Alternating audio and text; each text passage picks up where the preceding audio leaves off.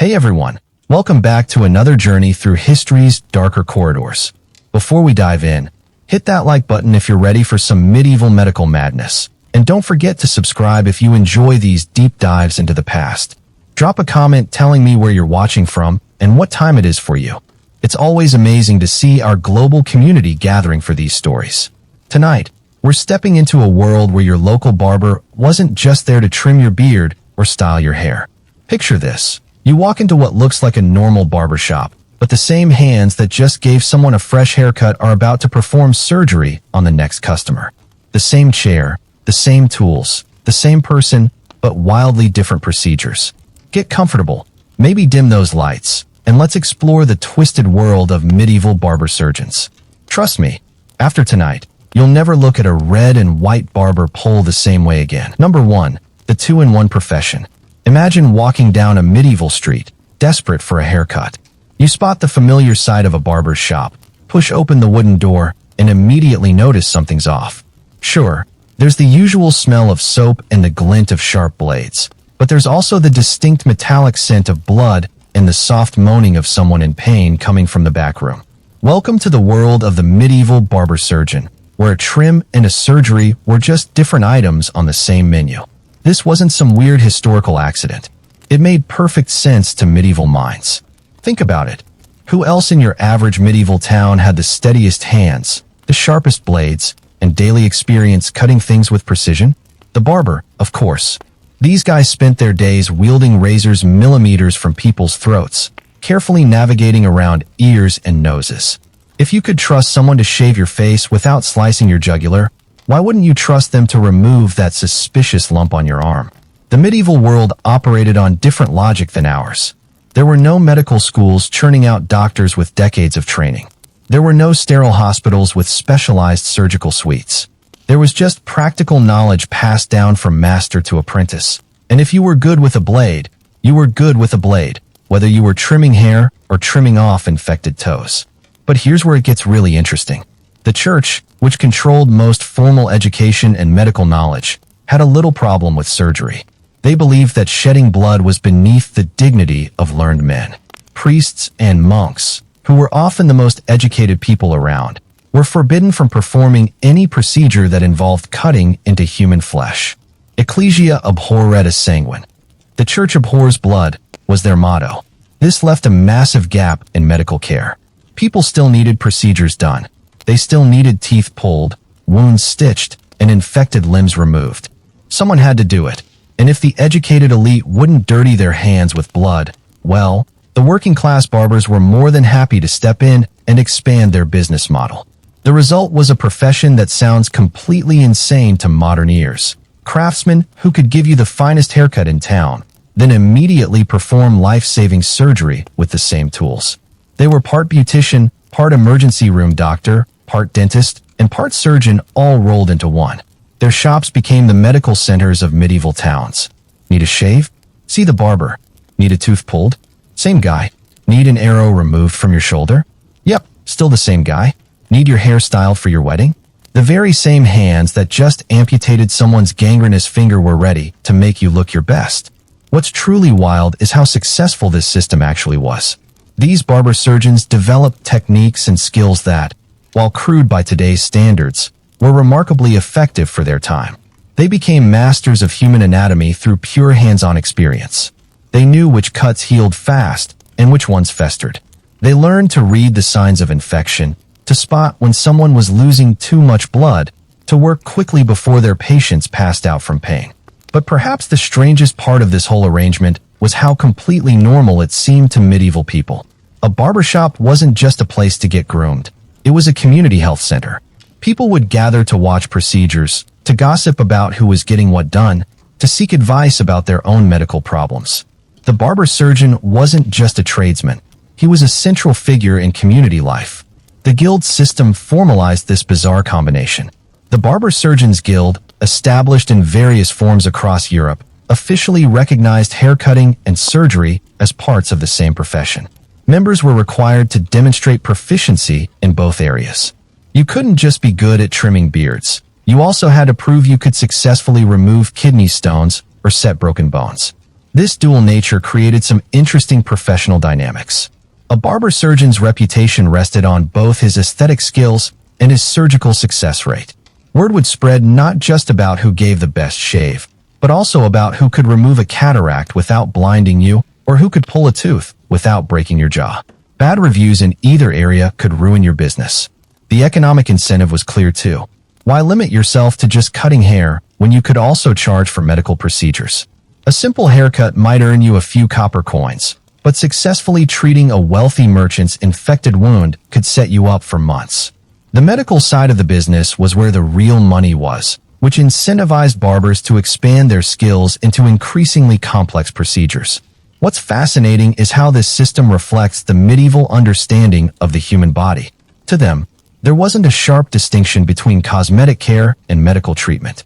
Hair, skin, blood, teeth, muscles, it was all part of the same interconnected system.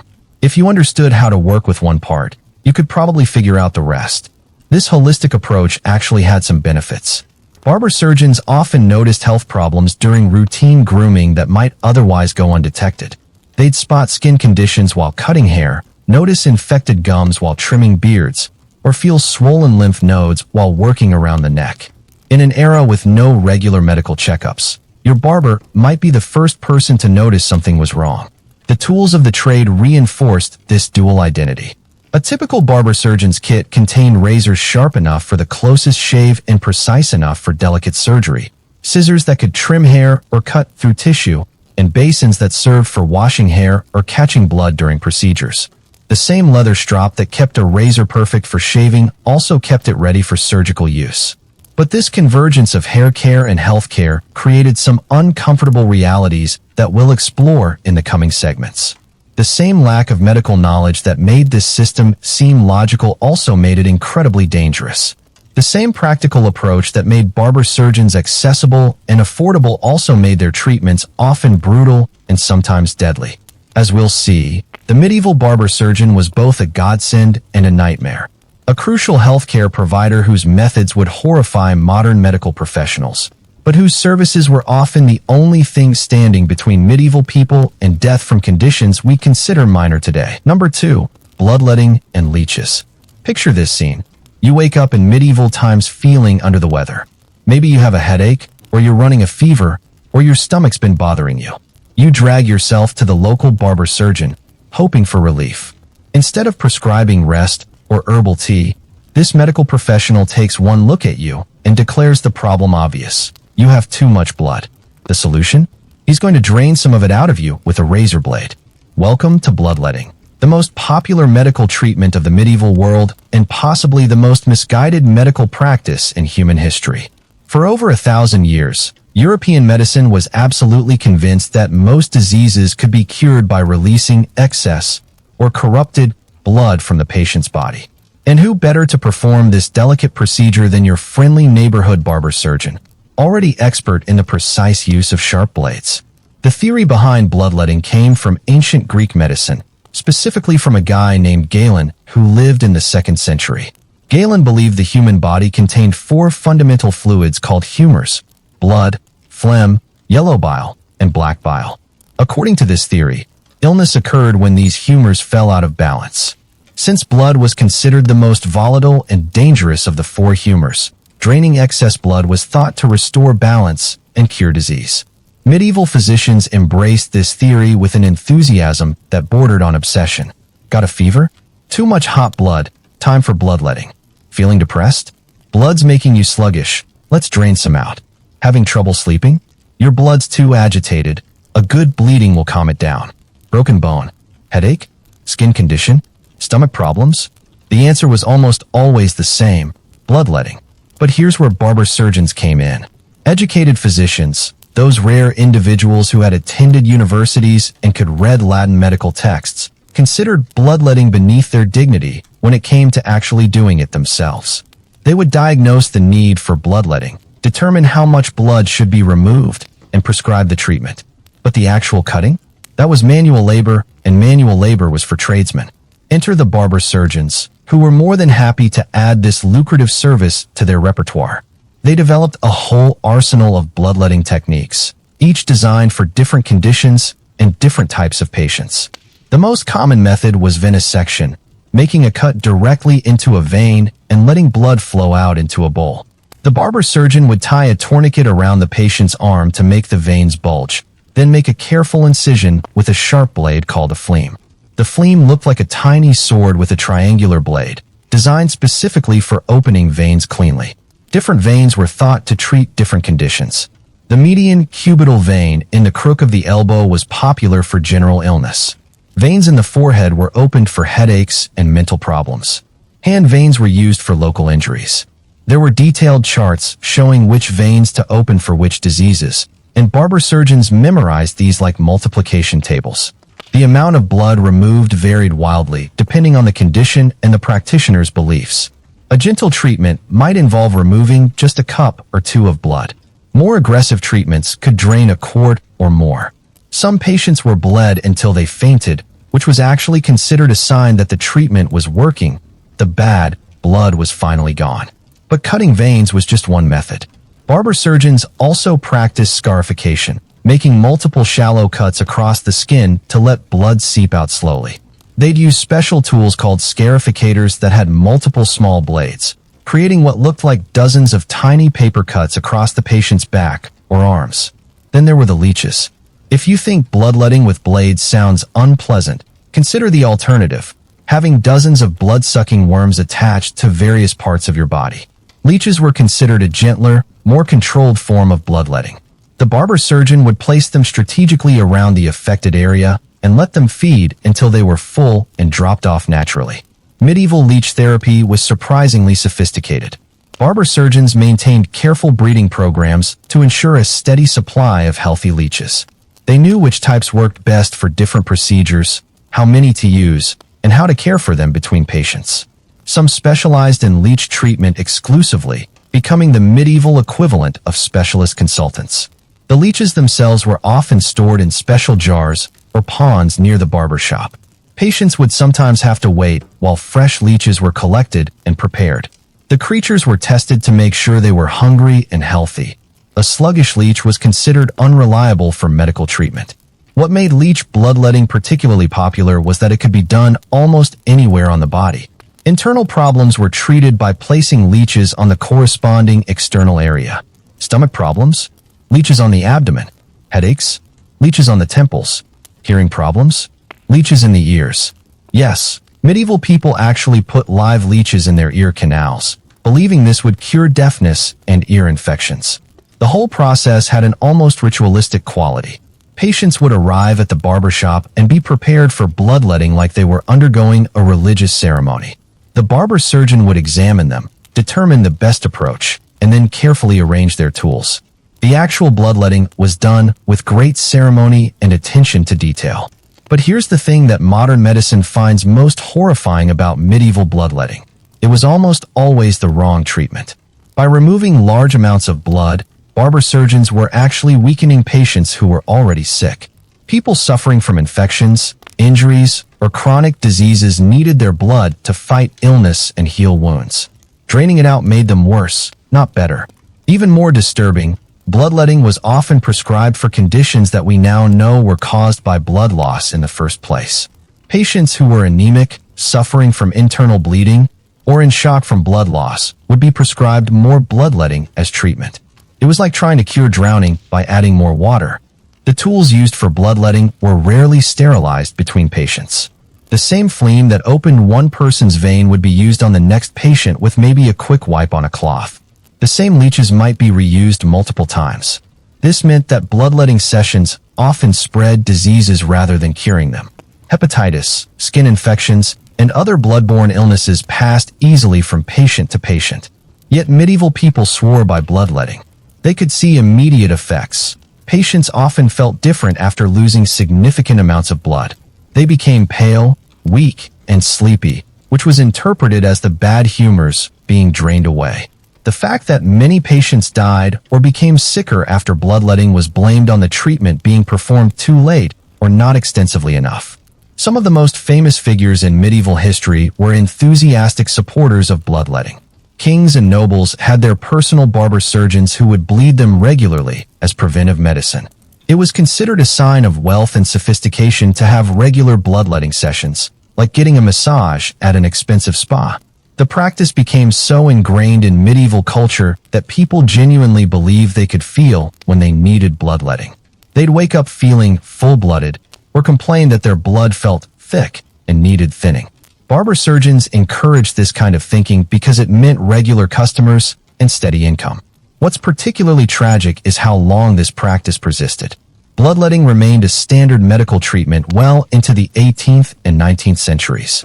George Washington, the first president of the United States, died in 1799 after his doctors treated his throat infection with aggressive bloodletting, draining nearly half his blood volume in a desperate attempt to cure him. Looking back, it's easy to see bloodletting as primitive and barbaric. But to medieval people, it made perfect sense based on their understanding of human physiology. They could see blood, they could control its flow, and they could observe immediate changes in patients after treatment. In a world with very limited medical knowledge, bloodletting offered the illusion of scientific treatment based on observable cause and effect.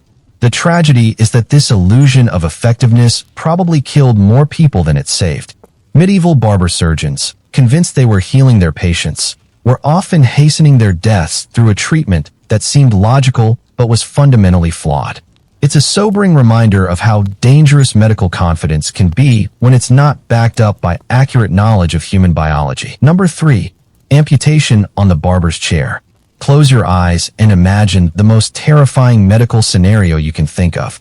Now multiply that fear by 10, and you might begin to understand what it felt like to need an amputation in medieval times. There were no sterile operating rooms, no anesthesia, no antibiotics, and no specialized surgical tools. There was just you, a wooden chair, a barber surgeon with a saw, and the desperate hope that you'd survive the next hour. The same chair where someone had gotten their hair trimmed that morning would become your operating table for one of the most brutal procedures imaginable. Medieval amputations weren't planned procedures performed by teams of specialists in controlled environments. They were desperate, last-resort attempts to save someone's life when infection, injury, or gangrene had progressed so far that removing the limb was the only alternative to death. And more often than not, they were performed in the same barbershops where people came for routine grooming. The tools used for amputation were essentially the same ones used for every other barber-surgeon procedure, just scaled up. The main instrument was a bone saw. Imagine a large, coarse-toothed saw designed for cutting through wood, because that's essentially what it was. Medieval metalworking wasn't advanced enough to create specialized surgical instruments, so barber surgeons made do with modified carpentry tools. The procedure typically began with the patient being given something to bite down on, a leather strap, a wooden stick, or sometimes just a rolled-up cloth. This wasn't for their comfort. It was to prevent them from biting off their own tongue when the pain hit. Some fortunate patients might be given a strong alcoholic drink to dull their senses, but true pain relief was essentially non-existent. The patient would be held down by several strong assistants, often just whoever happened to be in the barbershop at the time. Customer turned into surgical assistant without warning was just part of the medieval barbershop experience. These volunteers would grip the patient's arms and torso, doing their best to keep them still during the procedure. The barber surgeon would begin by tying a rope or leather cord tightly around the limb above the amputation site. This tourniquet served two purposes. It reduced bleeding during the procedure and helped with pain management by partially numbing the area below the tie-off point. Of course, it also meant that if the procedure took too long, the limb could die from lack of blood flow, but that was considered an acceptable risk. The actual cutting process was horrifically straightforward. The barber surgeon would use a large knife to slice through the skin and muscle, working his way around the circumference of the limb.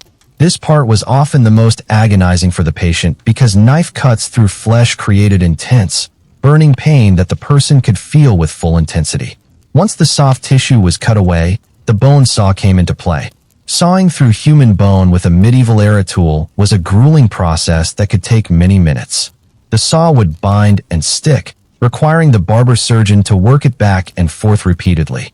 The sound was reportedly one of the worst parts of the entire experience, a grinding, scraping noise that everyone in the building could hear clearly. During the sawing process, the patient often passed out from pain, which was actually considered beneficial by medieval medical standards. An unconscious patient couldn't move around and interfere with the procedure. Some barber surgeons would deliberately try to inflict enough pain early in the procedure to cause fainting, treating unconsciousness as a primitive form of anesthesia. The most critical part of the operation came after the limb was removed, stopping the bleeding. Medieval barber surgeons had developed several techniques for this, none of them pleasant. The most common method was cauterization, sealing blood vessels by burning them with red-hot iron tools. The barber surgeon would heat iron implements in a fire until they glowed, then press them against the severed blood vessels to burn them closed. The smell during cauterization was reportedly unbearable. Burning flesh mixed with the metallic scent of heated iron and the general odor of blood and fear that permeated the barbershop. Many witnesses to medieval amputations reported that the smell was worse than the screaming. Alternative methods for controlling bleeding included using boiling oil poured directly onto the wound or packing the stump with various substances believed to promote clotting. Some barber surgeons used a mixture of egg whites, flour, and herbs. Others preferred ground-up bones or powdered minerals. The effectiveness of these treatments was hit or miss, and many patients died from blood loss despite the barber surgeon's best efforts. If the patient survived the initial procedure, the real challenge began, preventing infection in an era that didn't understand germ theory. The stump would be wrapped in whatever clean cloth was available, often just strips torn from old clothing or bedsheets. These bandages were changed infrequently, because medieval people believed that disturbing wounds could interfere with healing. The infection rate for medieval amputations was catastrophic. Without antibiotics or proper wound care, the vast majority of amputees developed severe infections at the surgical site. The lucky ones died quickly from blood poisoning. The unlucky ones suffered for weeks or months as infections slowly consumed their remaining tissue. What made medieval amputations even more horrifying was their frequency. In an era of constant warfare, crude farming tools, and dangerous working conditions, traumatic injuries that required amputation were common. Soldiers returned from battle with mangled limbs that couldn't be saved. Farmers crushed their arms or legs in accidents with heavy equipment. Craftsmen suffered severe cuts from their tools that became infected and gangrenous. Barber surgeons became experts at making quick decisions about when amputation was necessary. They developed rules of thumb for assessing damaged limbs. If the bone was shattered in multiple places, if the wound smelled of rot, if black streaks appeared on the skin around an injury, or if the patient developed a high fever, amputation might be the only option. The speed of decision-making was crucial because medieval people understood that delaying amputation often meant death. A limb that might have been saved with early amputation could become so infected that removing it later wouldn't prevent the spread of poison throughout the body. Barber surgeons had to make life or death judgments quickly, often with very limited information about the patient's overall health. Some barber surgeons gained reputations as amputation specialists. These practitioners developed techniques for working quickly and efficiently, reducing the time patients spent in agony. The best ones could remove a limb in under 10 minutes. Still an eternity for someone experiencing that level of pain, but much faster than inexperienced operators. The psychological trauma of medieval amputation was immense. Patients who survived the procedure often developed what we would now recognize as severe post-traumatic stress disorder. They had endured unimaginable pain while fully conscious, witnessed their own limbs being sawed off, and survived an experience that killed most people who underwent it. Yet despite the horror, medieval amputations did save lives. Archaeological evidence shows that some people not only survived the immediate procedure, but lived for years or even decades afterward. Their bones show signs of healing around the amputation site, proving that the human body's ability to recover from trauma could sometimes overcome even the crudest surgical techniques. The success stories spread hope throughout medieval communities. Everyone knew someone who had survived an amputation performed by the local barber surgeon. These survivors became living testimonies to the life-saving power of radical surgery, encouraging others to undergo the procedure when faced with the alternative of certain death from infection or gangrene. What's perhaps most remarkable about medieval amputation is how it represents both the best and worst of medieval medicine. The willingness to attempt such a drastic procedure showed genuine commitment to preserving life. The techniques, while crude, were based on practical knowledge gained through experience. But the lack of proper tools, anesthesia, and infection control made these procedures far more dangerous and painful than they needed to be. The barber surgeon performing an amputation in his shop was simultaneously a lifesaver and a torturer, a skilled craftsman and a dangerous amateur. He was doing the best he could with the knowledge and tools available, but that best involved inflicting incredible suffering on people who were already desperately ill or injured. Number 4. Tooth pulling as street spectacle. Imagine walking through a bustling medieval marketplace, browsing vendors selling everything from fresh bread to handmade tools, when suddenly you hear screaming from across the square. You follow the sound and discover a crowd gathered in a circle, cheering and laughing like they're watching some kind of entertainment. In the center of this crowd, a man in a blood-stained apron is wrestling with another man's head, trying to yank something out of his mouth with what looks like a pair of oversized pliers. Welcome to medieval dentistry, where tooth extraction wasn't just a medical procedure, it was public entertainment. In medieval times, tooth problems were incredibly common and incredibly serious. Without sugar being widely available, you might think dental issues were rare, but the medieval diet was actually terrible for teeth. People ate coarse bread that wore down enamel, they had no understanding of dental hygiene, and their diets lacked many nutrients essential for strong teeth and healthy gums. By adulthood, most medieval people had extensive tooth decay, gum disease, and infections that caused constant pain. But here's the thing about tooth pain, it's absolutely unbearable. Anyone who's ever had a severe toothache knows that it can drive you to desperate measures. Medieval people, with no access to modern pain relievers or root canal therapy, often reached a point where they'd rather have the tooth ripped out of their head than continue living with the agony. Enter the barber-surgeons, who added tooth extraction to their growing list of services. But unlike modern dental procedures performed in sterile offices with proper equipment, medieval tooth pulling was often done in public spaces as a form of street theater. The tools used for tooth extraction were basically modified household implements. The most common was a dental key, a device that looked like a large, medieval house key with a claw at one end. The barber surgeon would hook this claw around the problem tooth and twist, using leverage to wrench the tooth from its socket. Other popular tools included various types of forceps, pliers designed for metalworking, and sometimes just a rope tied around the tooth for a good old-fashioned yanking session. The procedure typically began with the barber surgeon setting up in a marketplace or town square where crowds naturally gathered. This wasn't just about convenience. Public tooth pulling served important business purposes. The dramatic nature of the procedure attracted attention and demonstrated the barber surgeon's skills to potential customers. A successful extraction performed in front of a cheering crowd was the medieval equivalent of a positive online review. The patient would sit on a simple wooden chair or stool, often with no back support. Sometimes they were positioned on the ground with their head tilted back. The barber surgeon would examine the problem tooth, select his tool, and then begin the extraction process while spectators gathered to watch. What made this particularly entertaining for medieval audiences was the dramatic nature of tooth extraction. There was no anesthesia, so patients experienced the full intensity of having their teeth ripped out of their heads. Their reactions, screaming, thrashing, crying, sometimes fainting, provided a spectacle that drew crowds like a modern-day circus act. Some barber surgeons leaned into the theatrical aspect of their work. They'd wear colorful clothing, tell jokes during the procedure, or hire musicians to play loud music that would both attract customers and help drown out the patient's screams. The extraction became a performance, with the barber surgeon as the star and the patient as an unwilling co-performer. The crowd participation was a crucial element of public tooth pulling. Spectators would place bets on whether the extraction would be successful, how long it would take, or whether the patient would faint. They'd cheer when the tooth finally came out, boo if the barber surgeon seemed to be struggling, and offer commentary throughout the procedure like they were watching a sporting event.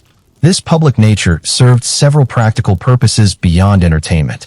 In a largely illiterate society, seeing was believing. A barber surgeon who could successfully extract teeth in front of witnesses built a reputation for competence. Word of mouth was the primary form of advertising, and a dramatic public success could bring customers from neighboring towns. The social pressure also helped control patient behavior. It was harder to back out of a tooth extraction when you had a crowd of people watching and expecting a show. Patients who might have lost their nerve in a private setting were encouraged to go through with the procedure by the social dynamics of the public performance. But the public setting also created unique dangers. Barber surgeons performing in front of crowds were under pressure to work quickly and dramatically rather than carefully and thoroughly. A slow, methodical extraction might be safer for the patient, but it was boring for spectators. The most successful street dentists were often those who could yank out teeth with flashy speed, regardless of the medical consequences. The lack of privacy also meant that patients couldn't adequately prepare for the procedure. There was no time for careful examination, no opportunity to discuss potential complications, and no chance to work through the patient's fears and concerns. The extraction became a public ordeal that the patient had to endure while being watched by strangers. Multiple tooth extractions were particularly popular with crowds because they provided extended entertainment. Some patients, desperate to end their dental suffering all at once, would have several teeth removed in a single session. These marathon extraction sessions could last for hours and drew the largest crowds. The barber surgeons developed techniques specifically designed to work well in public settings. They learned to position patients so that spectators could see the action clearly. They perfected dramatic flourishes, holding the extracted tooth high in the air for the crowd to see, wiping blood from their tools with theatrical gestures, and timing their movements for maximum visual impact. Some practitioners specialized in difficult extractions that other barber surgeons couldn't handle. These experts would travel from town to town, advertising their services and building reputations for being able to remove teeth that other practitioners had failed to extract. Their arrivals were anticipated events that drew crowds from surrounding areas. The payment system for public tooth extraction was often as theatrical as the procedure itself. Some barber surgeons worked for tips, passing a hat through the crowd after successful extractions. Others charged the patient directly, but encouraged spectators to contribute to an entertainment fund. The most entrepreneurial practitioners sold food and drinks to spectators, turning tooth extraction into a complete commercial event. The success rate for medieval tooth extraction was actually fairly high compared to other barber surgeon procedures. Teeth, unlike internal organs, are relatively accessible, and extraction, while painful, is a straightforward mechanical process. Most patients survived the immediate procedure, though many developed serious infections afterward. However, the public nature of these extractions meant that complications became public spectacles as well. When something went wrong, when a tooth shattered and pieces remained embedded in the gum, when extraction caused severe bleeding, or when the patient went into shock from pain, the crowd got to witness medical disaster unfolding in real time. Some of the most popular barber surgeons developed signature techniques that became part of their public persona. One might be known for his speed, extracting teeth so quickly that patients barely had time to scream. Another might specialize in extracting multiple teeth without the patient losing consciousness. These specialties became selling points that attracted customers and spectators. The seasonal nature of medieval life meant that tooth extraction often followed agricultural patterns. After harvest, when people had money and time, tooth-pulling festivals would spring up in market towns. These events combined the practical need for dental care with the entertainment value of public medical procedures, creating a unique form of medieval social gathering. What's most striking about medieval tooth extraction is how it reveals the different relationship people had with pain and privacy. In our modern world, medical procedures are private, sterile, and as painless as possible.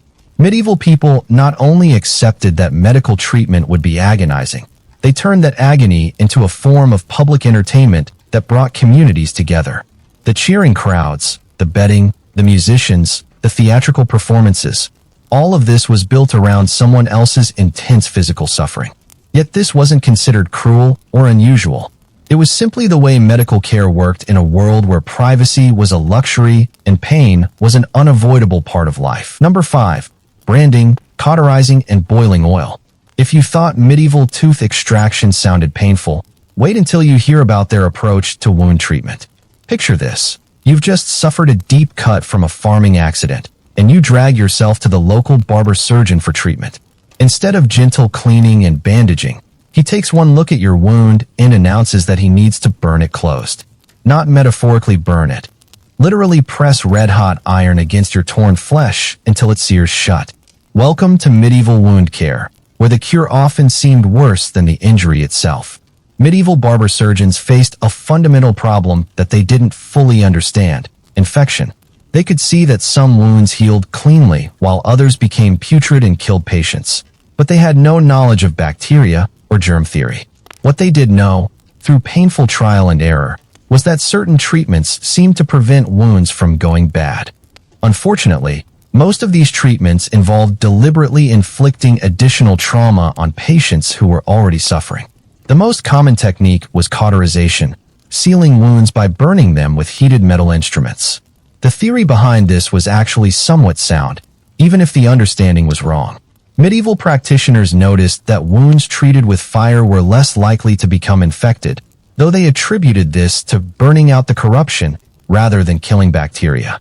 The tools used for cauterization were essentially branding irons, metal implements heated in fire until they glowed red-hot. Barber surgeons maintained collections of these instruments in different shapes and sizes for different types of wounds. Some were thin and pointed for precise work. Others were broad and flat for covering large areas. They looked exactly like the tools used for marking livestock, because in many cases, they were the exact same tools.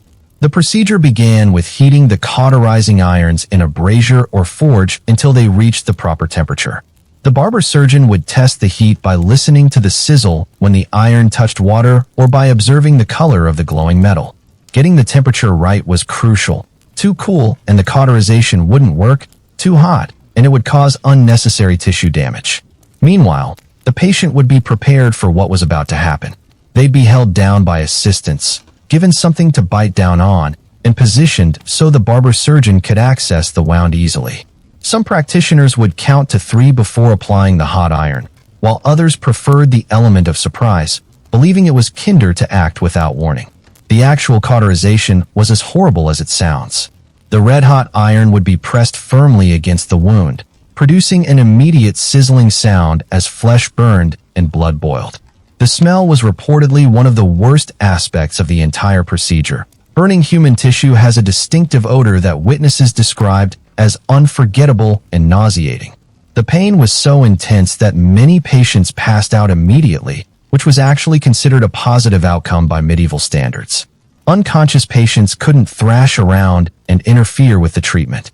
Some barber surgeons would deliberately apply the hot iron in a way designed to cause immediate fainting, treating unconsciousness as a primitive form of pain management. But cauterization with hot irons wasn't the only burning technique used by medieval barber surgeons. They also employed what they called potential cautery, chemical burning agents that would destroy tissue more slowly, but just as effectively. The most popular of these was lime, which would be applied directly to wounds in powder form. Lime cautery was considered more gentle than hot iron because the burning process happened gradually rather than instantly. The chemical reaction would eat away at tissue over several hours or days, allowing the patient to build up some tolerance to the pain. Of course, this meant enduring burning agony for an extended period rather than intense but brief suffering. Even more disturbing was the use of boiling oil as a wound treatment. This technique was based on the belief that infection was caused by poisonous air entering wounds, and that scalding oil would drive out these harmful vapors. The barber surgeon would heat oil, usually olive oil, though sometimes animal fat or other liquids, to a rolling boil, then pour it directly onto open wounds. The logic seemed sound to medieval minds. Oil was known to preserve things and prevent decay. Hot oil would surely prevent wound decay as well. The immediate cauterizing effect would seal blood vessels and close the wound opening. What could go wrong? Everything, as it turns out. Boiling oil treatment was one of the most destructive wound care techniques ever developed. The superheated liquid would destroy healthy tissue along with any infected areas, creating burns that were often worse than the original injury. The oil would penetrate deep into wounds, continuing to burn tissue long after the initial application. Patients subjected to boiling oil treatment often suffered complications that were far more serious than their original injuries. Third-degree burns, destroyed nerve endings, and massive tissue death were common outcomes. Many patients who might have recovered from their initial wounds died from the trauma of the oil treatment itself. Yet barber surgeons continued using boiling oil for centuries because they could observe some positive effects. The intense heat did kill bacteria, reducing the infection rate in surviving patients. The immediate cauterizing effect did stop bleeding. And in an era where any wound treatment was better than no treatment, even this brutal approach saved some lives. The preparation for boiling oil treatment was elaborate and terrifying. The barber surgeon would set up a brazier or fire pit, heat a quantity of oil to boiling temperature, and prepare bandages and other materials for post-treatment care. The patient would be restrained even more securely than for other procedures because the pain of boiling oil was so intense that even unconscious patients would convulse violently. Some barber surgeons developed techniques for applying boiling oil more precisely. They'd use ladles, spoons, or special pouring vessels to direct the scalding liquid exactly where they wanted it. Others preferred the splash method, simply throwing hot oil at the wound and hoping for the best. Neither approach was particularly scientific or safe. The sound effects of boiling oil treatment were reportedly as disturbing as the visual spectacle. The oil would hiss and bubble when it contacted flesh, creating a sound like bacon frying in a pan. Combined with the patient's screams and the smell of burning tissue, these procedures created a sensory assault that traumatized everyone present. Mixed with the boiling oil were sometimes various herbs and substances believed to have healing properties. Ground up bones, powdered metals, crushed insects, and exotic spices were all added to oil treatments at various times. These additions were supposed to enhance the healing power of the treatment, though they often just made the burning sensation more complex and prolonged. The aftermath of oil treatment was often worse than the procedure itself. The burned tissue would form thick scabs that took weeks to heal, assuming they healed at all. Many patients developed secondary infections in the burned areas. Others suffered permanent nerve damage that left them with chronic pain or numbness in the treated area. But perhaps the most psychologically damaging aspect of these burning treatments was their unpredictability. Sometimes they worked.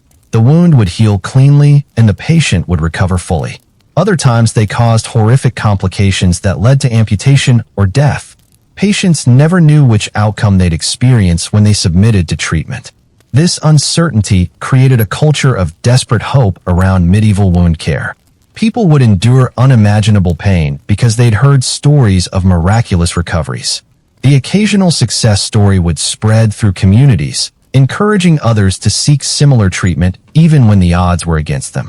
The barber surgeons themselves often struggled with the moral weight of these procedures.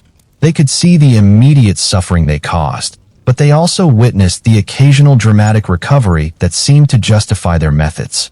In a world with no better alternatives, inflicting pain to prevent death seemed like the right choice, even when it often led to more suffering.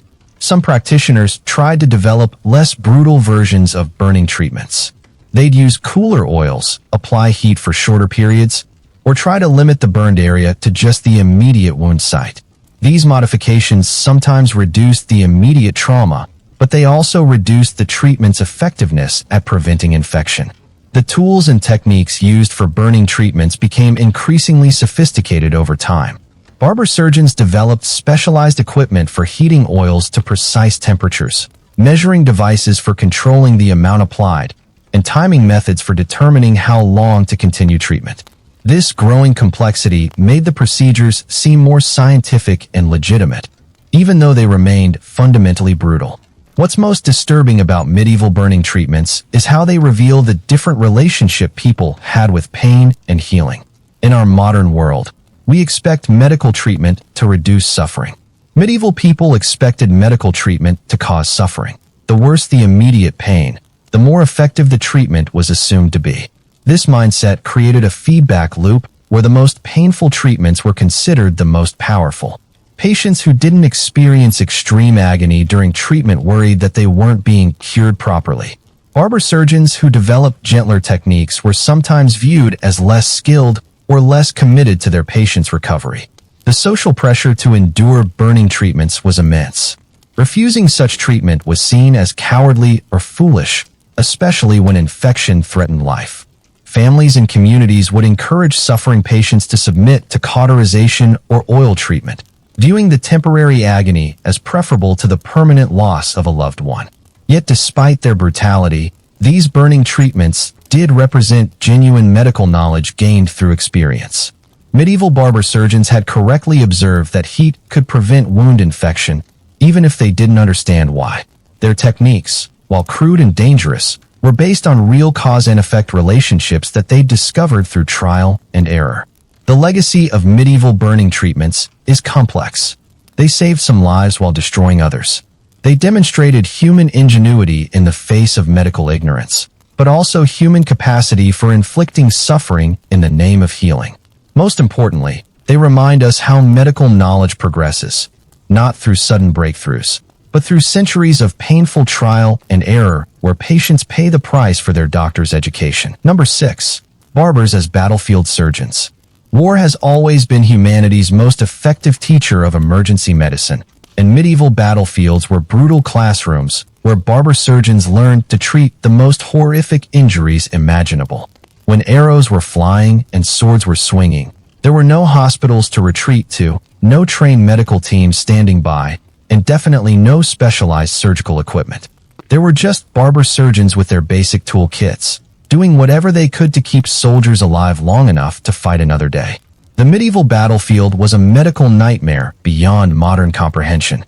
Warriors fought with weapons specifically designed to cause maximum damage to human bodies. Swords that could cleave through bone, axes that could split skulls, arrows that could penetrate armor and embed deep in flesh, and maces that could crush limbs into pulp.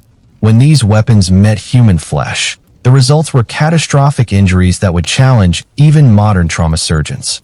Into this chaos stepped the battlefield barber surgeons, practitioners who had learned their trade cutting hair and pulling teeth in peaceful villages. Suddenly, they found themselves responsible for treating compound fractures, removing embedded arrows, stopping massive bleeding, and performing emergency amputations while under enemy fire. It was a transition from civilian beautician to combat medic that happened without warning or additional training. The tools they brought to battle were the same ones they used in their shops back home: razors, knives, saws, and pliers. No specialized instruments, no surgical suites, no proper lighting. They worked by firelight or torchlight, often while crouched in muddy trenches or hiding behind makeshift barriers. Their operating tables were tree stumps, flat rocks, or just the muddy ground. Arrow removal was one of the most common and most dangerous procedures battlefield barber surgeons performed. Medieval arrows weren't like modern hunting arrows that could be pulled straight back out. They were designed with barbed points that would catch on tissue and bone, making removal incredibly difficult. Pulling an arrow straight back would often cause more damage than the initial wound. The barber surgeons developed several techniques for arrow extraction, none of them pleasant for the patient. The push-through method involved driving the arrow completely through the body and out the other side, then cutting off the arrowhead and pulling the shaft back through the original wound. This technique worked when the arrow hadn't hit vital organs, but it essentially gave the patient 2 wounds instead of 1.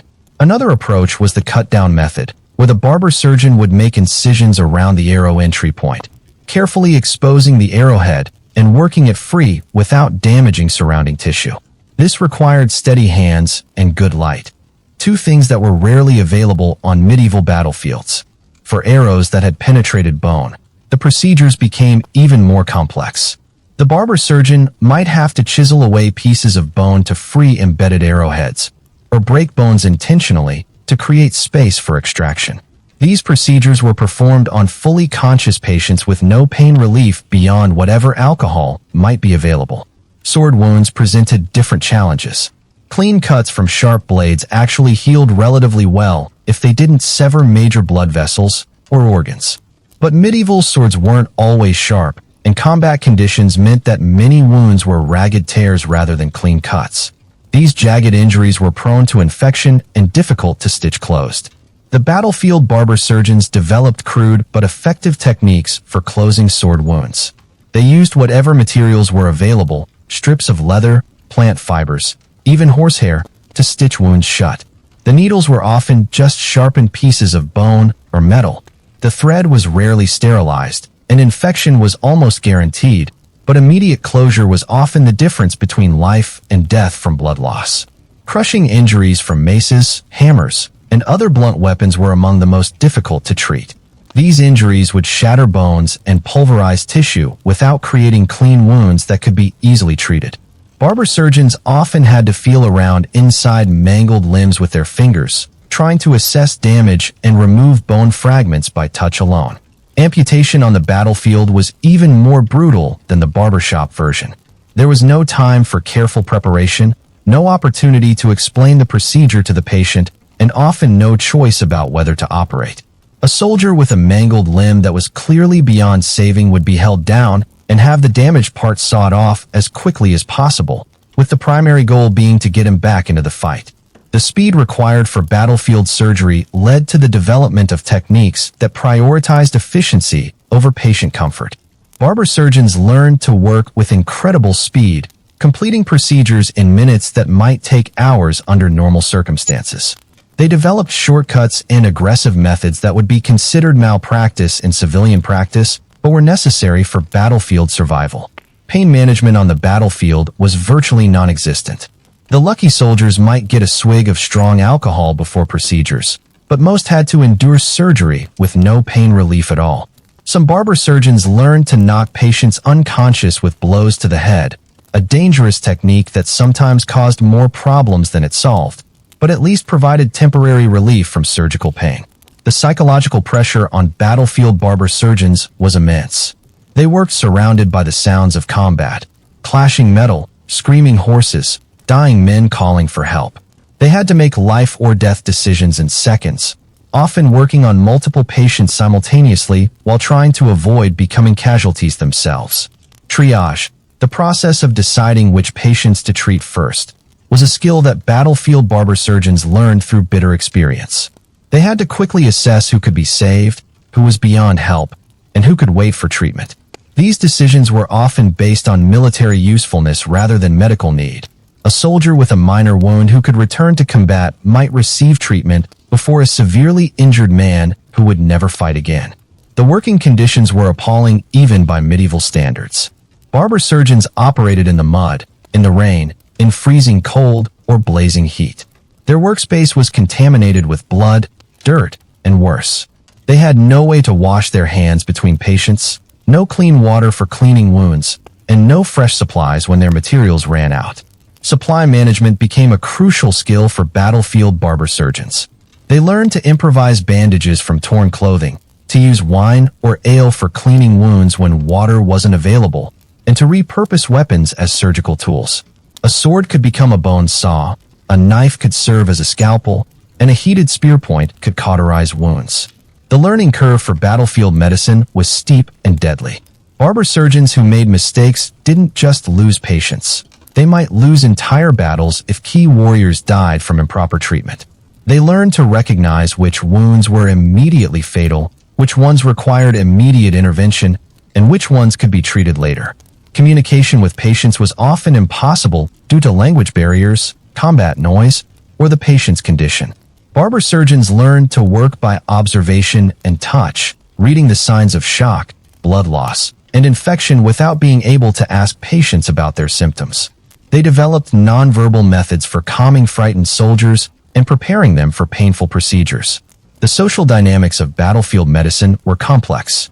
A barber surgeon's reputation could be made or destroyed by his performance in a single battle. Success in treating important knights or commanders could lead to permanent positions in their service. Failure could result in execution or abandonment by the army. Some barber surgeons specialized in battlefield medicine, following armies from campaign to campaign and becoming expert in trauma surgery. These practitioners developed techniques and knowledge that far exceeded what their civilian counterparts possessed. They understood wound ballistics, trauma physiology, and emergency surgery in ways that peaceful barber surgeons never would.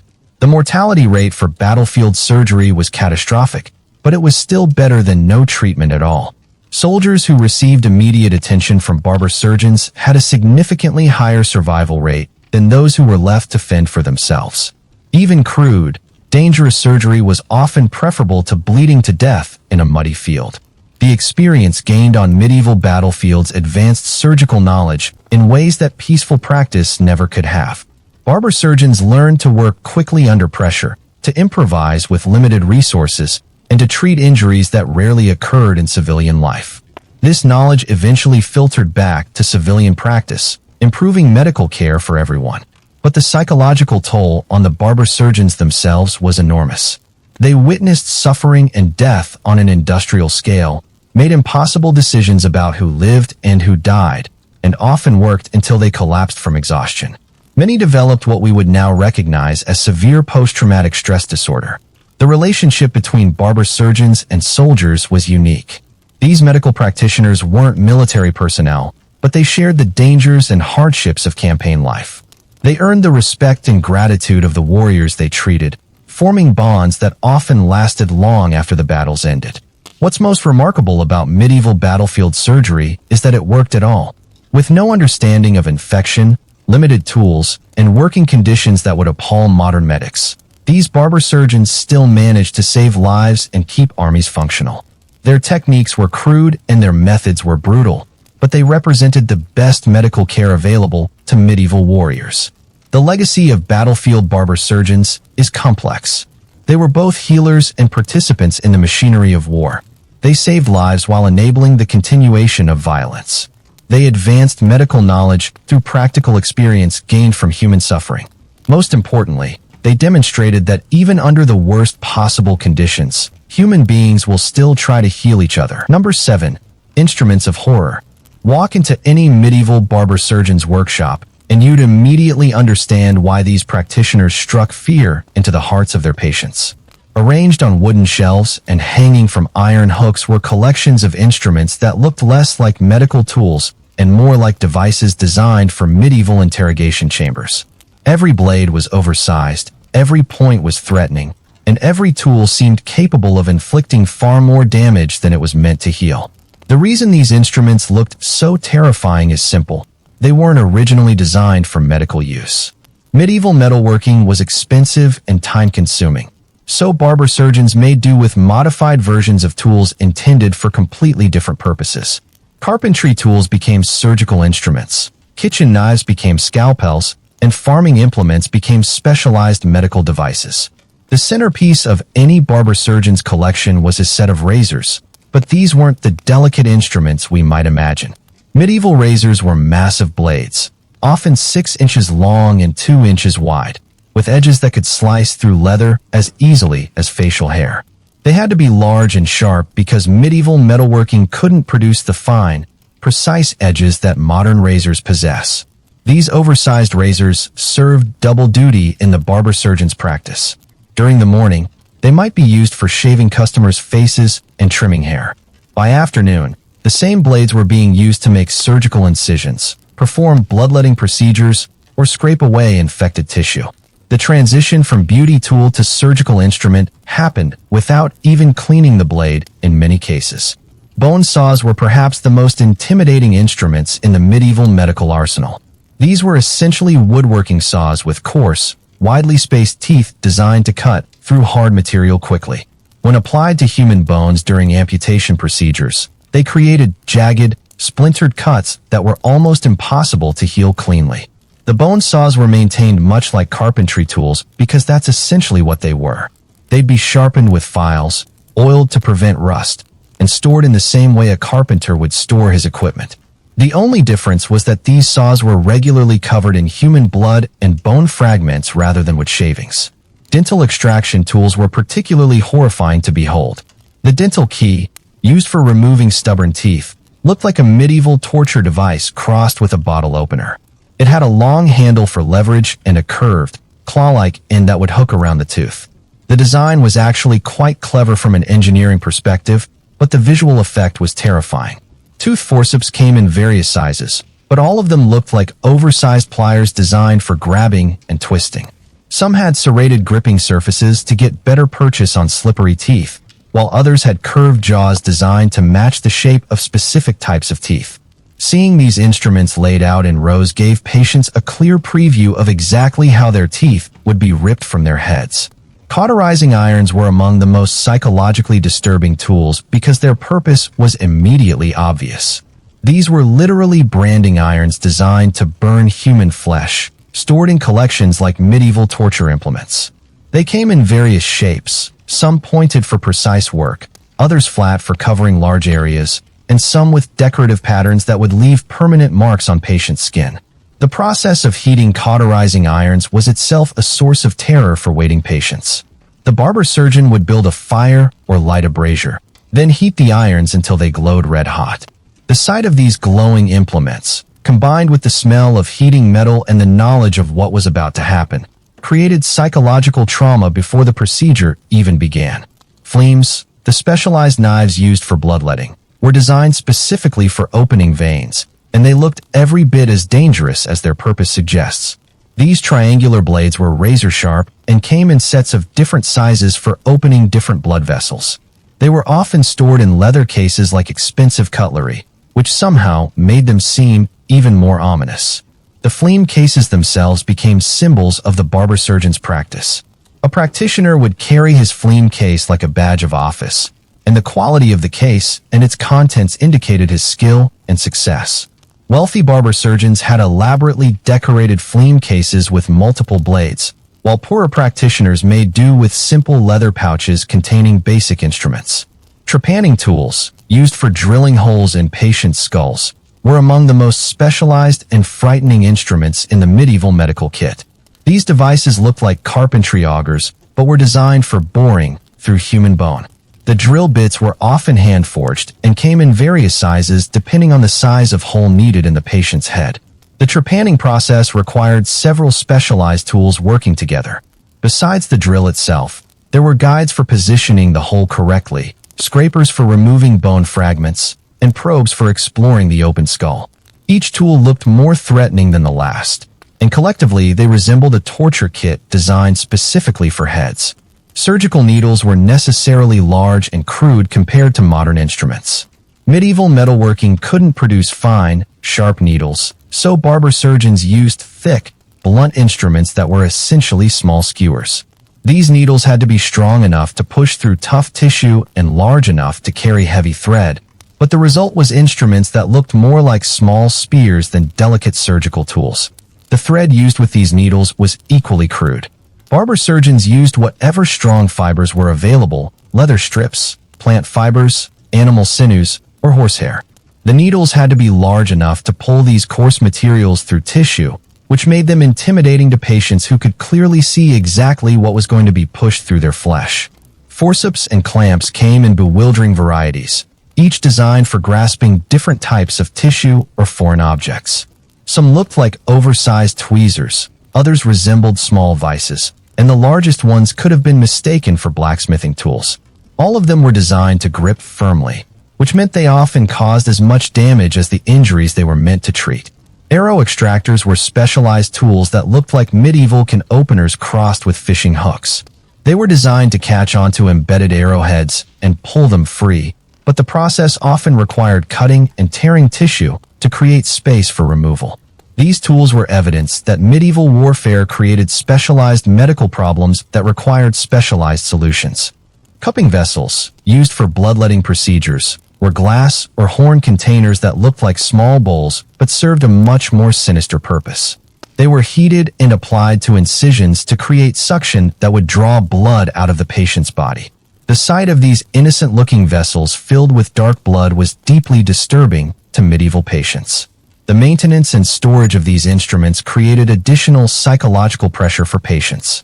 Barber-surgeons would sharpen their tools in full view of waiting customers, testing edges on leather straps or wood blocks.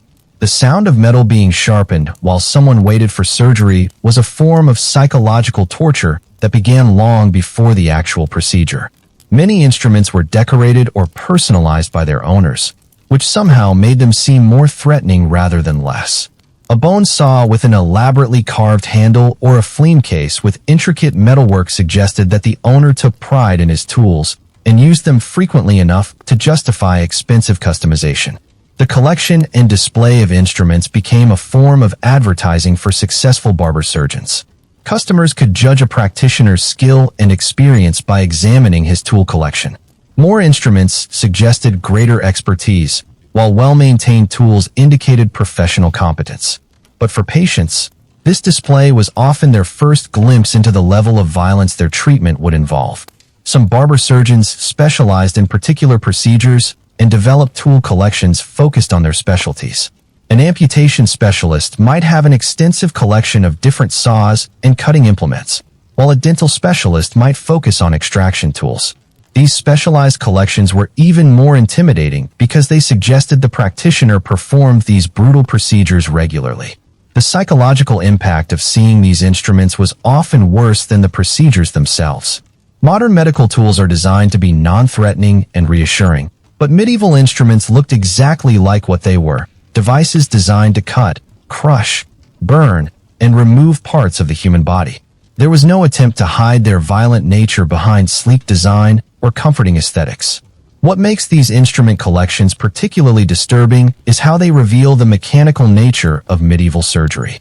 Each tool was designed for a specific type of damage to the human body. There were tools for cutting, tools for crushing, tools for burning, tools for pulling, and tools for scraping. Surgery wasn't viewed as a delicate art, but as a mechanical process of disassembly and reassembly. The fact that many of these tools are now displayed in museums as historical curiosities doesn't diminish their original horror. Seeing them behind glass, with explanatory placards describing their use, we can appreciate their historical significance. But for medieval patients who saw them laid out on a barber-surgeon's table, ready for immediate use on their own bodies, these instruments represented imminent agony and possible death. Number 8. The red and white barber pole's dark origin. Every time you walk past a modern barbershop and see that familiar red, white, and blue striped pole spinning outside, you're looking at one of history's most sanitized symbols.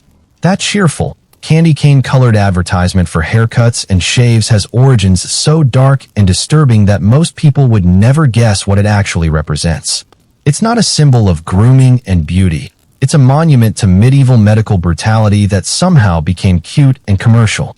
The story of the barber pole begins in the bloodiest corners of medieval medicine, where the same hands that trimmed your beard might also slice open your veins to drain your blood. The pole itself isn't just decorative. It's a functional piece of medical equipment that patients would grip during bloodletting procedures, clutching it desperately while their life's blood poured out into waiting basins. To understand why a simple wooden pole became so central to medieval medicine, you need to understand the mechanics of bloodletting. When a barber surgeon prepared to open a patient's vein, he needed the patient to remain as still as possible during the cutting process. Any movement could turn a precise incision into a jagged wound or cause the blade to cut too deep and sever an artery. The solution was elegantly simple. Give the patient something to grip with their free hand. The barber surgeon would plant a tall wooden pole next to the patient's chair, and the patient would wrap their fingers around it and squeeze as hard as they needed to manage the pain. The pole served as both a stabilizing anchor and a stress relief device, allowing patients to channel their agony into something productive. But the pole's function went beyond just giving patients something to hold. The act of gripping the pole actually served important medical purposes in the bloodletting process. When a patient squeezed the pole tightly, it caused the muscles in their arm to contract, which helped push blood toward the surface veins. This made the veins more prominent and easier for the barber surgeon to cut into accurately. The pole also helped regulate blood flow during the procedure. By instructing patients to squeeze and release the pole rhythmically, barber surgeons could control how quickly blood flowed from the open vein. A tight grip would increase blood pressure and speed the flow, while relaxing the grip would slow it down. This primitive form of blood pressure control was crucial for preventing patients from bleeding out too quickly. The colors of the traditional barber pole tell the complete story of medieval bloodletting in visual form. The red stripes represent the blood itself, not just droplets or stains, but the flowing streams of blood that would run down the patient's arm during the procedure. Medieval bloodletting wasn't a neat, controlled process. Blood would flow freely, often spattering and staining everything nearby. The white stripes represent the bandages and cloth strips used to wrap wounds after bloodletting procedures. These weren't the sterile, white bandages we know today. but strips of linen or cotton fabric that were often recycled from old clothing or household textiles. They'd start out relatively clean and white, but they'd quickly become stained with blood and other bodily fluids. The spiraling pattern of the pole represents the way these bloody bandages would be wrapped around the pole for drying and reuse. After a bloodletting session, the barber surgeon would take the blood-stained bandages and wind them around the pole in a spiral pattern, hanging them out to dry so they could be used again for the next patient. The pole became a clothesline for contaminated medical waste. This practice of hanging bloody bandages on poles outside barbershops served multiple purposes. It was practical. The bandages needed to dry somewhere, and outdoor air circulation helped prevent them from rotting. It was also advertising. Passers-by could see at a glance that this establishment offered bloodletting services. The more bloody bandages hanging outside, the busier and more successful the barber surgeon appeared to be. The blue stripe found on modern American barber poles is a later addition that represents venous blood, the dark, oxygen-poor blood that flows in veins as opposed to the bright red arterial blood. This distinction became important as medical knowledge advanced and practitioners began to understand the difference between different types of blood vessels. Venous bloodletting was considered safer than arterial bleeding, so advertising venous services became a selling point. The pole's height and placement were carefully considered for maximum effectiveness and visibility. It needed to be tall enough for patients to grip comfortably while seated, but not so tall that it interfered with the barber surgeon's work. It needed to be positioned where patients could reach it easily, but where it wouldn't get in the way of foot traffic in and out of the shop. The material and construction of barber poles reflected the prosperity and skill of their owners. Wealthy, successful barber surgeons had poles made from fine hardwoods, carefully turned and polished to show off their craftsmanship. Poor practitioners made do with rough wooden posts, or even just sturdy branches stuck in the ground. The quality of the pole became a status symbol that indicated the quality of services offered inside. Some barber surgeons decorated their poles with additional symbols related to their medical services. Carved hands might indicate manual dexterity, while carved snakes, symbols of healing, suggested medical knowledge. These decorative elements made the poles more attractive and memorable, helping to brand the establishment and attract customers.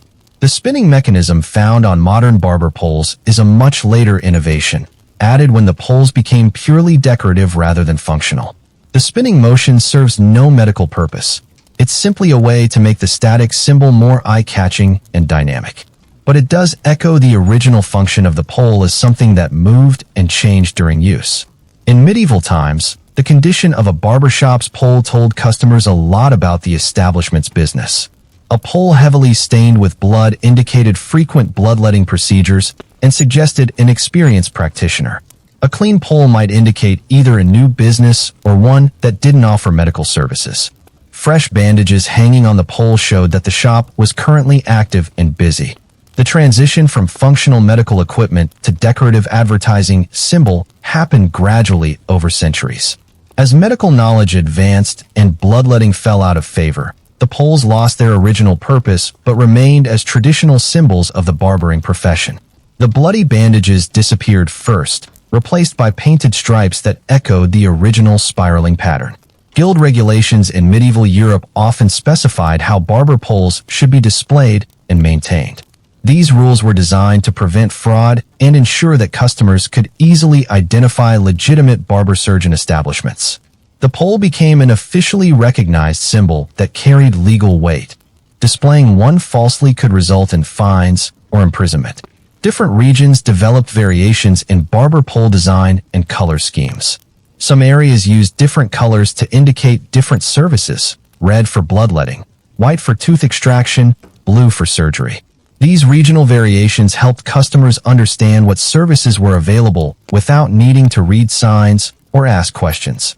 The psychological impact of the barber pole on medieval patients was significant. Seeing the pole meant medical treatment was available, which could be either comforting or terrifying depending on your condition and courage level.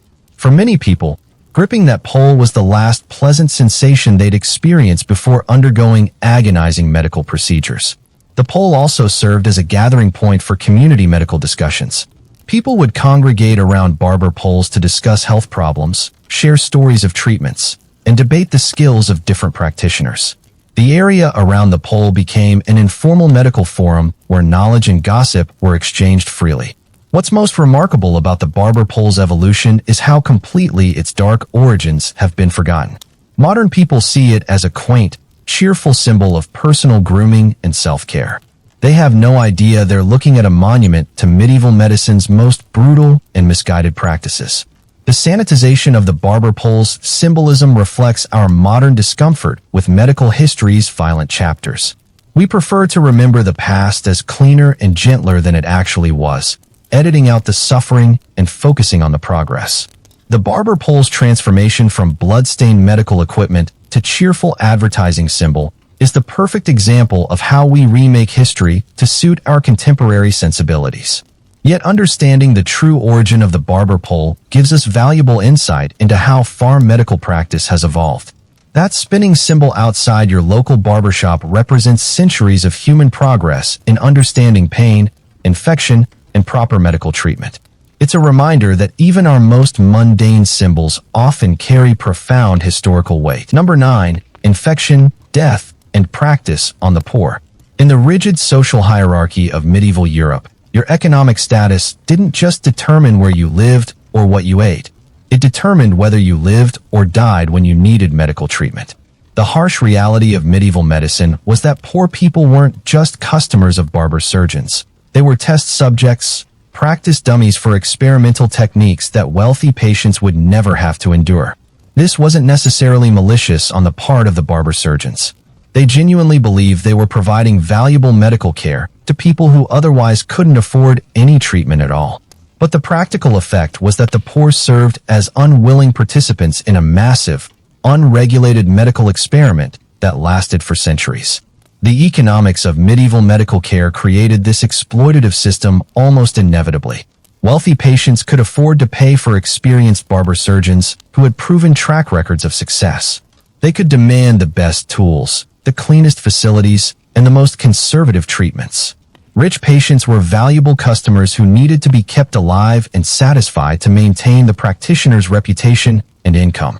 Poor patients, on the other hand, often received treatment for free or at heavily reduced rates. This charity wasn't purely altruistic. Barber surgeons needed to practice their skills on someone, and poor patients were the only ones available who couldn't complain about substandard care or demand compensation when things went wrong.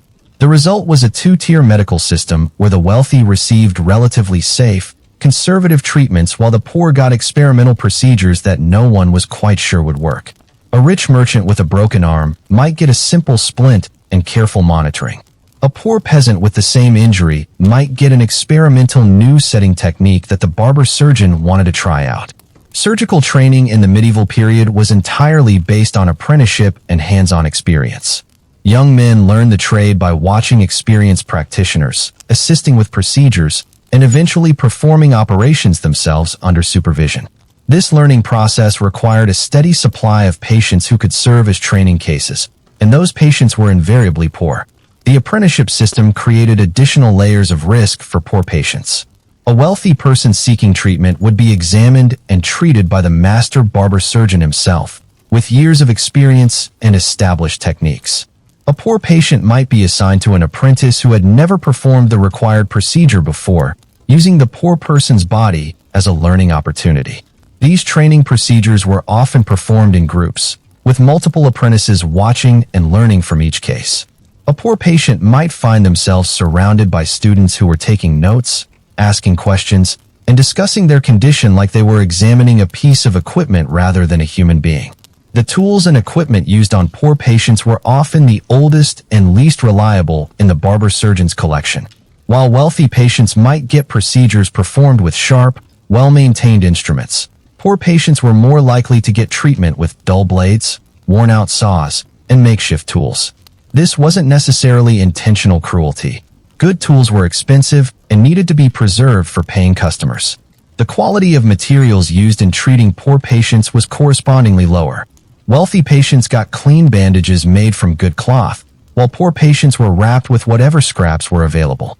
The thread used for stitching wounds on poor patients was often rough and dirty, while rich patients got the finest materials the barber-surgeon could obtain. Even the location where procedures were performed reflected economic status. Wealthy patients might have operations done in private rooms with good lighting and comfortable furniture. Poor patients were more likely to be treated in back alleys, public squares, or wherever space was available. Privacy and dignity were luxuries that poor people couldn't afford. The experimental nature of treatments given to poor patients was often explicit. Barber surgeons would openly acknowledge that they were trying new techniques or testing theories that hadn't been proven effective. A poor patient with a difficult condition might be told that the barber surgeon wanted to try something he'd read about or heard discussed by other practitioners. These experimental treatments range from minor modifications of existing procedures to completely untested approaches that existed only in the barber surgeon's imagination. Poor patients became involuntary participants in research studies that had no controls, no oversight, and no concern for patient safety beyond keeping the subject alive long enough to observe the results. The documentation of these experiments was often poor or non-existent. Barber surgeons were generally not scholars or writers, and they rarely kept detailed records of their procedures or their outcomes. This meant that failed experiments were simply forgotten, while successful ones might be remembered and passed down through oral tradition.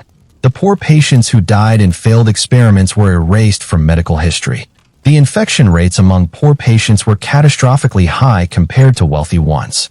This wasn't just because of inferior tools and materials, but because poor patients often lived in conditions that made infection almost inevitable. They returned to dirty homes, couldn't afford clean water for wound care, and had to continue working even while recovering from surgery. The social stigma attached to being poor also affected medical care in subtle but significant ways. Barber surgeons might be less careful with poor patients because their deaths wouldn't damage the practitioner's reputation among wealthy clientele. A rich merchant's death would be investigated and discussed throughout the community, while a poor peasant's death might go completely unnoticed. The consent process for poor patients was virtually non-existent. Wealthy patients could negotiate treatment options, refuse certain procedures, or seek second opinions. Poor patients were expected to accept whatever treatment was offered without question. Refusing treatment meant returning to a condition that was already unbearable, while accepting treatment meant risking death from experimental procedures. The follow-up care available to poor patients was minimal compared to what wealthy ones received. A rich patient might have the barber surgeon visit their home multiple times to check on their recovery, change bandages, and adjust treatment as needed. Poor patients were expected to manage their own recovery, often without even basic instructions about wound care or warning signs of complications. The psychological impact of being used as medical test subjects was severe for poor patients and their families. They understood that they were receiving inferior care, that their lives were considered less valuable, and that their suffering was being used to benefit others who could afford better treatment. This knowledge added emotional trauma to their physical suffering. Some barber surgeons specialized in treating poor patients exclusively, developing practices that focused on high-volume, low-cost procedures. These practitioners became expert in quick, crude techniques that could be performed rapidly and cheaply, even if they caused additional suffering or had higher failure rates. Their shops became assembly lines for processing poor patients as quickly as possible. The teaching hospitals and medical schools of the medieval period were built around the assumption that poor patients would serve as training material for future practitioners. Medical education required bodies to practice on, and those bodies came from the ranks of the poor who had no alternative options for treatment. The ethical implications of this system were occasionally recognized by religious authorities, but economic pressures usually overrode moral concerns. The church taught that providing any medical care to the poor was a charitable act, even if that care was experimental and dangerous. This religious justification helped barber surgeons rationalize their use of poor patients as test subjects. The mortality statistics from medieval medical treatment show stark differences between social classes. While wealthy patients had survival rates that were respectable by medieval standards, poor patients died at much higher rates from the same conditions. This disparity wasn't just due to their overall health status, but to the different quality of care they received. Some of the most dangerous experimental procedures were reserved exclusively for poor patients. Techniques like drilling multiple holes in skulls, removing large sections of diseased organs, or attempting complex reconstructive surgery were never attempted on wealthy patients because the risk of death was too high. Poor patients bore the costs of medical innovation while rich patients reaped the benefits of proven techniques. The geographical distribution of these experimental treatments also followed economic lines. Urban areas with wealthy populations had barber-surgeons who focused on safe, established procedures.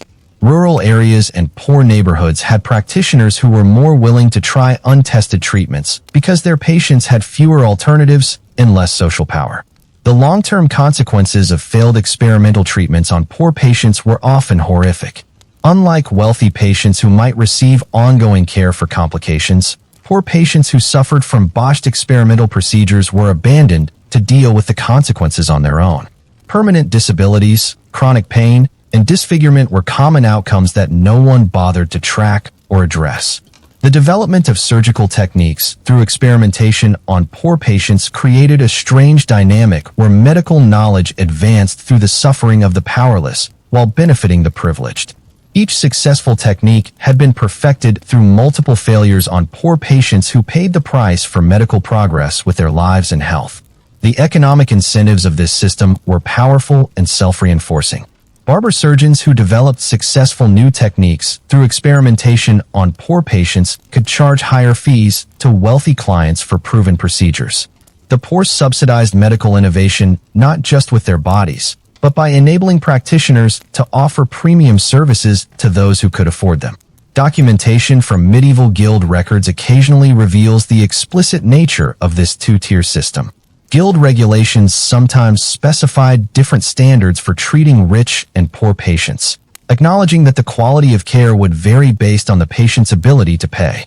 These regulations weren't seen as unethical, but as practical acknowledgments of economic reality. The training of medieval barber surgeons included explicit instruction in how to modify techniques based on patient status. Apprentices learned safe techniques for wealthy patients and more aggressive, experimental approaches for poor ones. This differential training ensured that the two-tier system would continue across generations of practitioners. The psychological toll on barber surgeons themselves was complex. Many genuinely believed they were helping poor patients by providing experimental treatments that might work. Others were clearly motivated by the opportunity to advance their skills and reputation through experimentation. The rationalization that any treatment was better than none helped practitioners justify their use of poor patients as test subjects. The transition from experimental to standard practice often happened without poor patients ever benefiting from the techniques they helped develop. A procedure might be perfected through trials on dozens of poor patients, then become a standard service offered only to wealthy clients. The people who made the technique possible through their suffering were excluded from its benefits by economic barriers. The legacy of this medieval system of medical experimentation on the poor is complex and troubling. It advanced medical knowledge and developed techniques that eventually saved many lives, but it did so through a process that treated human beings as expendable research materials. The ethical framework that allowed this system to exist persisted long after the medieval period ended, influencing medical practice well into the modern era. Understanding this dark chapter of medical history helps explain why modern medical ethics places such emphasis on informed consent, equal access to care, and the rights of research subjects. The medieval system of using poor patients as experimental subjects was so clearly exploitative that it serves as a cautionary example of what happens when medical practice operates without ethical constraints. The individual stories of poor patients who suffered and died in medieval medical experiments are largely lost to history, but their collective sacrifice contributed to the development of surgical knowledge that continues to save lives today. Their suffering wasn't meaningless, but it wasn't voluntary either. They were victims of a system that valued medical progress over human dignity. Number 10. How they paved the way for modern surgery. Here's the ultimate irony of medieval barber surgeons. Despite their brutal methods, their crude tools, and their shocking ignorance of basic medical principles, these practitioners laid the groundwork for virtually every aspect of modern surgery. The very techniques that horrify us today when we look back at medieval medicine were the primitive ancestors of procedures that now save millions of lives every year. This isn't to romanticize medieval medical practice or suggest that barber surgeons were unsung heroes. They weren't. Their methods were often more harmful than helpful. Their understanding of human anatomy was deeply flawed, and their treatments killed more patients than they saved. But within their brutal trial-and-error approach to medicine lay the seeds of genuine surgical innovation that would eventually blossom into modern medical practice. The most fundamental contribution of medieval barber surgeons was their willingness to cut into living human bodies in the first place. This sounds obvious now, but it represented a revolutionary break from earlier medical traditions that viewed the human body as sacred and untouchable. Greek and Roman physicians had been reluctant to perform invasive procedures, believing that the body's integrity should be preserved whenever possible. Medieval barber surgeons had no such qualms. They cut, sawed, burned, and drilled into human flesh with an enthusiasm that would make modern surgeons queasy.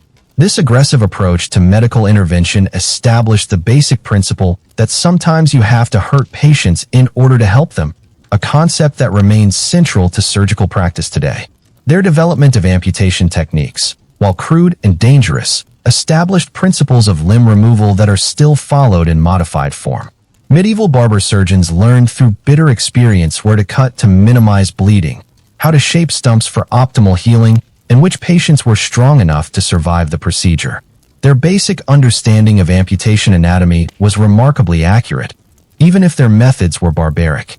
The tourniquet techniques developed by barber surgeons for controlling bleeding during surgery were revolutionary innovations that remain essential to modern surgical practice. Medieval practitioners learned to tie ropes or leather straps around limbs to stop blood flow during procedures, discovering principles of pressure and circulation that wouldn't be scientifically understood for centuries. Their crude cauterization methods, involving red-hot irons and boiling oil, were primitive ancestors of modern electrocautery techniques. While medieval practitioners didn't understand the scientific principles behind heat sterilization, they correctly observed that burning wounds prevented infection and sealed blood vessels. Modern surgical suites use sophisticated electrical devices to accomplish the same basic goals that medieval barber surgeons achieved with heated irons. The diagnostic techniques developed by barber surgeons through hands-on examination established the foundation for modern physical diagnosis. These practitioners learned to assess patient conditions by touch, observation, and questioning, skills that remain central to medical practice today. Their understanding of wound assessment, infection signs, and patient condition evaluation was gained through direct experience with thousands of cases. Medieval barber surgeons also developed the first systematic approaches to surgical triage, deciding which patients could be helped, which were beyond saving, and which procedures should be attempted first. This decision-making process, refined through battlefield medicine and mass casualty situations, established principles of emergency medical prioritization that continue to guide modern trauma surgery. Their tool development, while crude, established design principles for surgical instruments that persist today.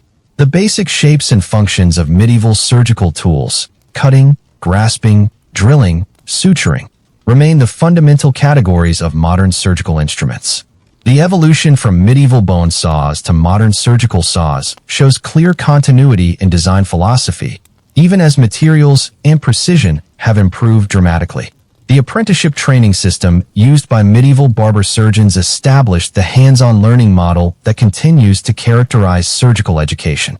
Modern medical residency programs, where young doctors learn by observing experienced surgeons and gradually taking on more complex procedures, directly descend from the medieval master-apprentice relationship. Medieval practitioners also developed the first systematic approaches to pain management during surgery. While their methods, alcohol, pressure points, and induced unconsciousness, were crude, they established the principle that surgical pain should be minimized whenever possible. This concern for patient comfort during procedures became a driving force in the development of modern anesthesia. The guild system that governed medieval barber surgeons created the first professional standards for surgical practice. Guild regulations specified training requirements, established quality standards, and created systems for professional accountability. These medieval professional organizations were the ancestors of modern medical licensing boards and professional societies. Their development of specialized surgical techniques for different types of injuries established the principle of procedure-specific expertise that characterizes modern surgical practice. Medieval practitioners who specialized in particular operations, cataract removal, stone cutting, arrow extraction, created the precedent for modern surgical subspecialties. The record-keeping systems developed by successful medieval barber surgeons, while rudimentary, established the importance of tracking patient outcomes and learning from both successes and failures. Modern evidence-based medicine builds on this foundation of systematic observation and outcome analysis. Medieval practitioners also established many of the ethical frameworks that continue to guide surgical practice. The principle of informed consent, while not formalized until much later, existed in primitive form when medieval barber surgeons explained procedures to patients and obtained their agreement to treatment. The concept of first, do no harm, was implicit in many medieval treatment decisions, even if it wasn't always followed. Their development of anatomical knowledge through direct observation during surgery provided foundations for modern understanding of human anatomy. While medieval practitioners often misunderstood what they were seeing, their detailed observations of internal organs, blood vessels, and tissue structures contributed to the gradual accumulation of anatomical knowledge. The infection control measures developed by medieval barber surgeons, cleaning instruments, changing bandages, isolating infected patients, were primitive ancestors of modern sterile technique. While they didn't understand germ theory, they correctly observed that certain practices reduced infection rates and developed protocols accordingly. Medieval practitioners also established the importance of speed in surgical procedures. Their emphasis on completing operations as quickly as possible to minimize patient trauma established principles of surgical efficiency that remain relevant today, even though modern anesthesia has reduced the urgency somewhat. The psychological support techniques developed by medieval barber surgeons for helping patients cope with surgical trauma established precedents for modern patient care. Their understanding of the emotional aspects of medical treatment and the importance of practitioner-patient relationships continues to influence medical practice. Perhaps most importantly, medieval barber surgeons established surgery as a legitimate medical discipline worthy of professional respect and systematic study. Before their work, surgery was viewed as crude manual labor beneath the dignity of educated physicians. Their gradual elevation of surgical practice from craft work to medical specialty created the foundation for modern surgical medicine. The transition from medieval to modern surgical practice wasn't sudden or dramatic. It happened gradually over centuries, as individual innovations accumulated and scientific understanding slowly improved. Each generation of practitioners built on the work of their predecessors, refining techniques, improving tools, and developing better understanding of human anatomy and physiology.